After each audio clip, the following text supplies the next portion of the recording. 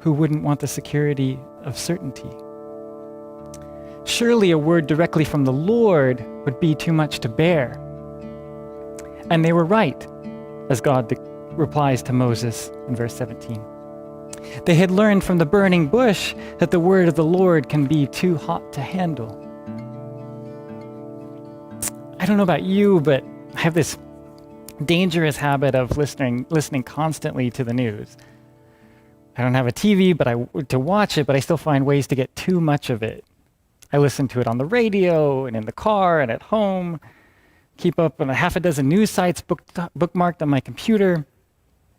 I got the news frequently before the pandemic, but once the world started to shift, my benign fascination became an unhealthy fixation.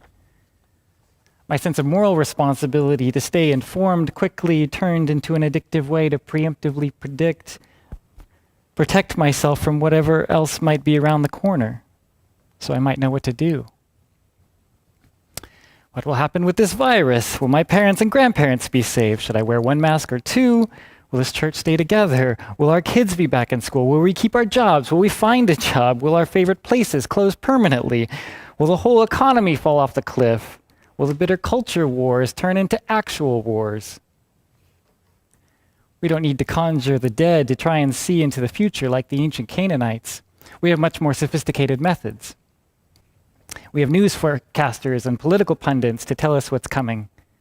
We have market analysts who can give us their occult predictions. And we have soothsayers for every ideological persuasion to whisper in our ears and tell us exactly what we want to hear and what to fear. We're anxious to know the way forward.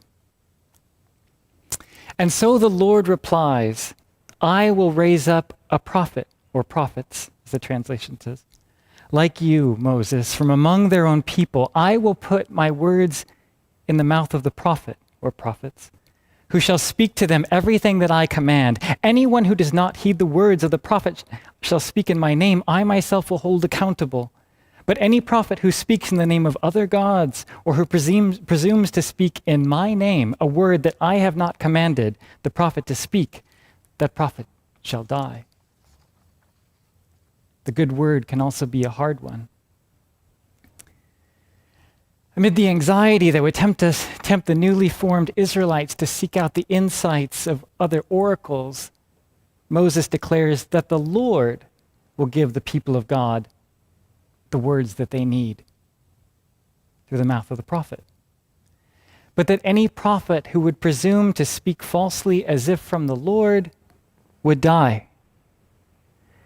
As the Old and New Testaments repeatedly remind us, God is indeed merciful and gracious, slow to anger and abounding in kindness, as it says over and over throughout the Bible. And whether the consequences for the false prophet are literal or figurative, forgiven or not, proclaiming the word of the Lord is dangerous stuff.